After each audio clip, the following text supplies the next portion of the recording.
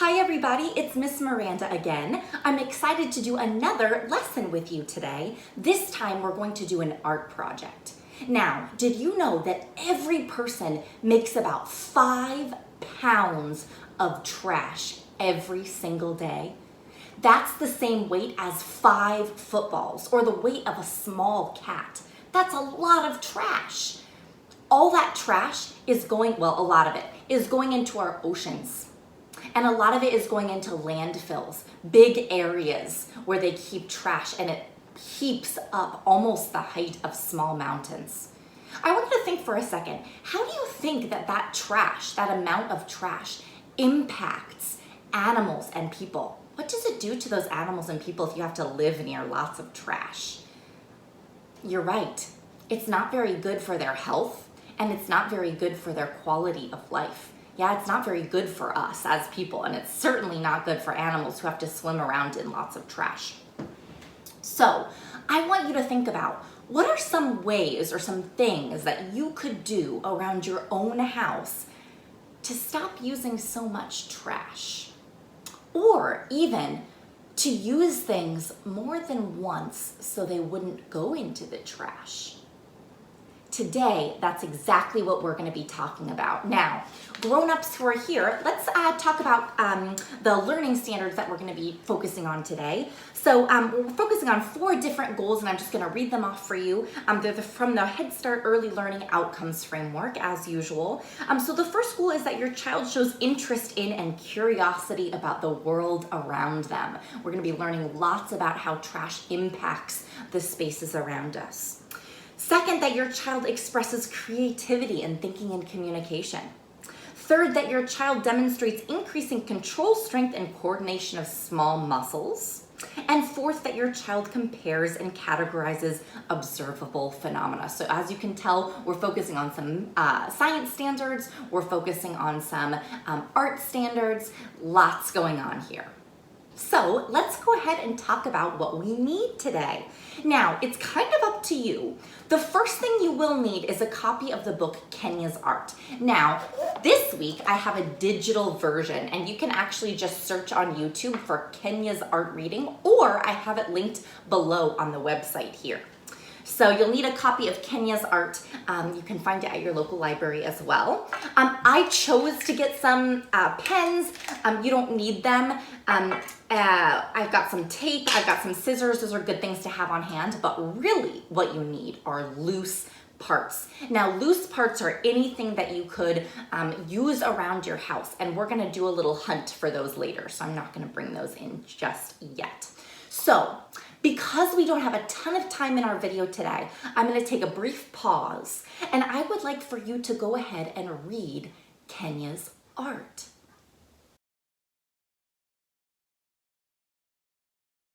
Wow, what a cool story. Can you think of some things around your house that you could use to make art? Now let's go over just a couple words though first. So our first word is recycling. Recycling is when we take materials that would otherwise go in the trash and reuse them or make them into something else. Okay? Our second word is repurpose. That means using something for another purpose. Yeah, not its original purpose. We also have the word reuse. Reuse means to use something again. So that's exactly what we're gonna do when we go on our hunt for loose parts. So I want you to hunt around your house for some loose parts, things that could be recycled, reused, or repurposed. I'm gonna show you what I found. I found some tissue paper. I found a box. I actually found 2 boxes. I found some plastic, lots of things. So I want you to search around your house to find some loose parts. I'll see you in a second.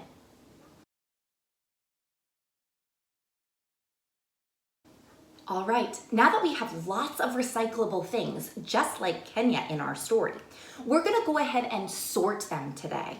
So I want you to think of some ways that you can sort materials. You could sort them based on size, based on texture, how they feel. You could sort them based on color. So let me try one.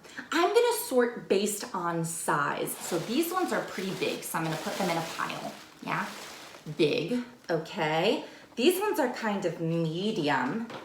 medium size. These ones are a little bit, there we go.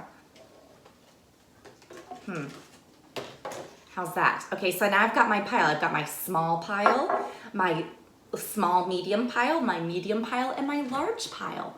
I want you to think of a couple of different ways that you could sort the materials you have into different groups.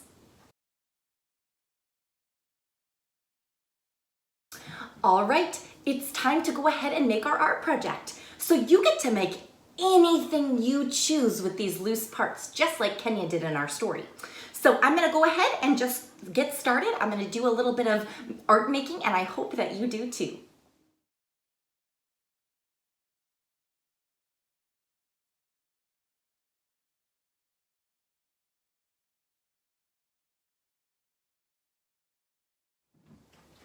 All done. Look what I made. It's kind of like, meant to make it like a little creature. So it's got a tail, it's got a nice big body, it's got a little plastic head, and then it has one leg. What did you make? What parts did you choose to use, and why did you choose to use them? Really great work today, everybody. I loved seeing what everybody created, and you can continue to use loose parts for lots of different types of activities. So before we go, I would love for you to continue to think about ways that you can help our planet. Things that you can do to make sure that our animals and all the humans on this beautiful earth stay safe, and that we reduce our trash, and that we do lots of composting. There are lots of different things that we can do to help our planet.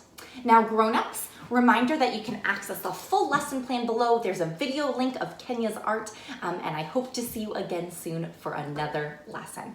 Thanks, everybody.